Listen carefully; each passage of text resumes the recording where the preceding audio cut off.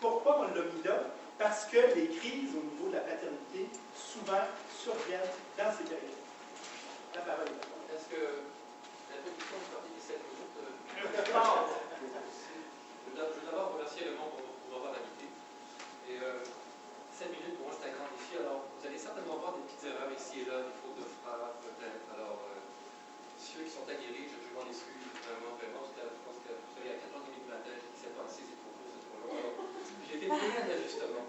Alors, je demande d'être indulgent avec moi ce matin, puis bon matin à vous. Merci d'être là.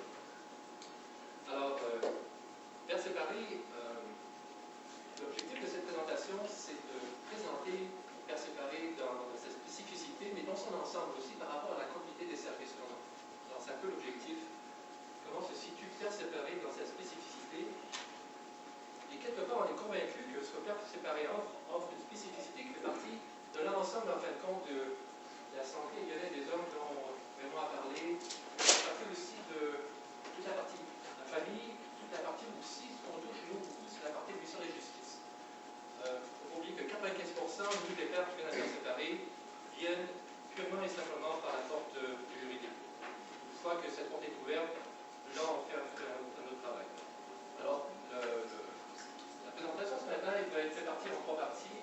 L'organisation, notre mission, le besoin des pères, et la continuité et la complémentarité dans ce continuum de service, de quelle façon que nous, on est spécifique, en même temps, on aide l'ensemble de la famille, de la communauté, dans son bien-être et de sa santé. Alors, je vais être rapide. L'année dernière, notre conseil d'administration, on s'est doté effectivement d'une vision. On voulait se dire, oui, il y a une mission, mais qu'est-ce qui est encore beaucoup plus haut? Pouvoir peut-être mieux desservir la communauté, la famille, les enfants, les pères en particulier. Alors, on s'est dit que dans notre spécificité, on offre un service, que je vais vous expliquer dans quelques minutes, on veut en fait une référence reconnue par le milieu pour soutenir les pères et les hommes dans le contexte de la transition familiale. Donc, favorisons une approche globale, le bien-être, la santé des pères, l'engagement dans toujours le meilleur intérêt de l'enfant.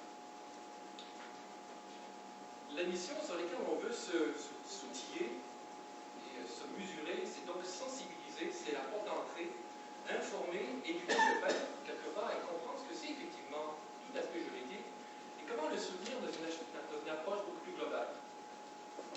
Donc, c'est soutenir les pères et les hommes dans la transition de vie liée à la rupture d'union, dans l'exercice de leur rôle parental, afin d'améliorer la relation père-enfant. Et c'est essentiel, ça. Pour nous, quand le père vient, effectivement, le père va dire, mais moi je m'en fous de la santé, de mon bien-être, c'est mon enfant. Et nous, on dit, je pense pas ton bien-être, ta santé, comment tu peux avoir une relation correcte, adéquate avec ton enfant.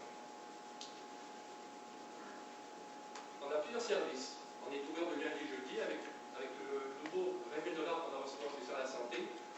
On espère l'étendre dans les prochaines semaines, prochains mois, 5 jours. Ça, c'est notre but principal. On a une ligne téléphonique.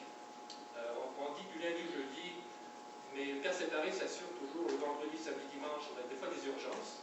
On prend toujours les appels du week-end quand même. On fait l'accompagnement en tête-à-tête, rendez-vous, toujours sur rendez-vous. On fait un accompagnement personnel et information légale. La première rencontre est toujours exploratoire. Est-ce que nos services rencontrent bien tes besoins? S'ils ne rencontrent pas tes besoins, est-ce qu'on peut te faire à quelqu'un d'autre ou à un autre organisme? L'autre aspect qui est important, à fur et à mesure que c'est émergent avec Mathieu, qui est avec moi ici, notre ressource légale, c'est comment développer le père à lui aussi vulgariser son besoin quand il va voir un avocat. Puis ça, c'est un des gros enjeux des pères et des défis des pères. On a offert depuis l'année dernière un service Skype parce qu'on avait de plus en plus d'appels et beaucoup de pères en région n'ont pas les moyens.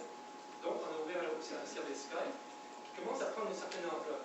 Même si les pères de Terrebonne, de Laval, de Saint-Jérôme, ils sont bien souvent isolés, ils n'ont pas les moyens de venir à Montréal, il n'y a pas d'essence, ils n'ont pas de voiture. Alors, de plus en plus, les pères commencent à nous appeler sur Skype. Et ça aide énormément de pères. On offre aussi des groupes de soutien qui n'ont rien à voir avec l'aspect juridique. C'est un aspect qui sous-tend en fin de compte les vraies valeurs de père séparé, c'est que nous, on croit foncièrement derrière cette séparation, il y a une façon de grandir.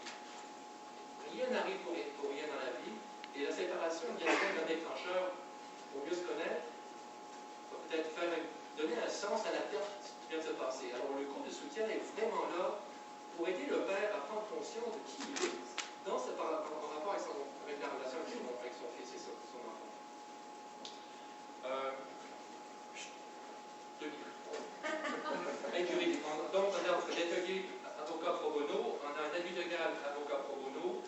On a des références de psychologues, un psychologue qui travaille déjà à la Cour de justice, et on a des médiateurs, médiatrices qui sont aussi nos partenaires. On a trois approches.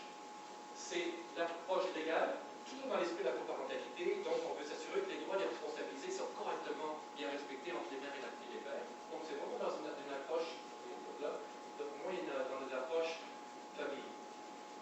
On a un accompagnement personnalisé dans l'aide, le savoir et l'agir, c'est toujours dans l'aide par rapport au père et l'enfant dans son bien-être, le savoir au niveau du légal, parce que le père ne peut pas prendre un geste, ne peut pas prendre des décisions légales si lui, il est rempli de colère et de tristesse et d'anxiété. Alors c'est clair que nous, on a travaillé ici, on le dit.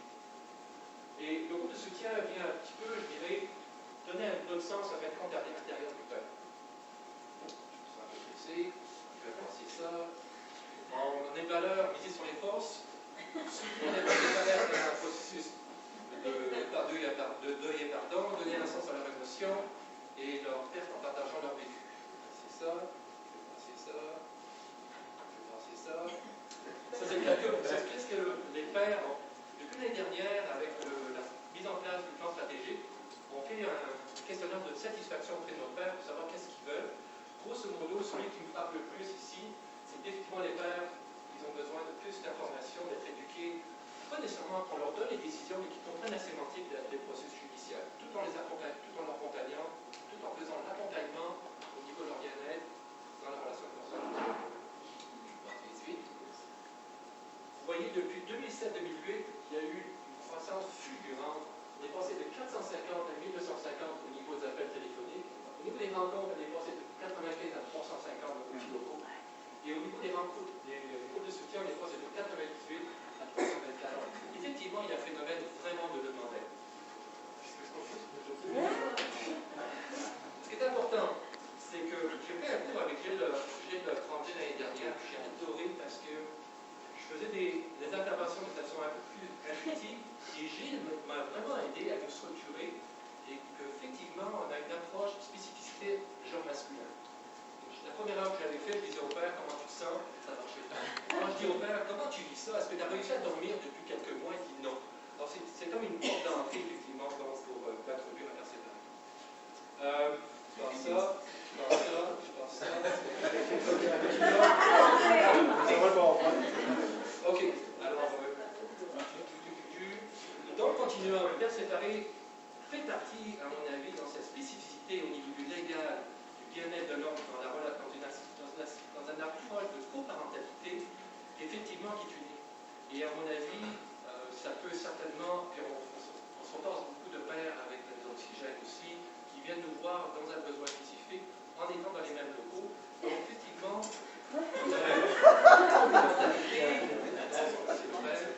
merci beaucoup.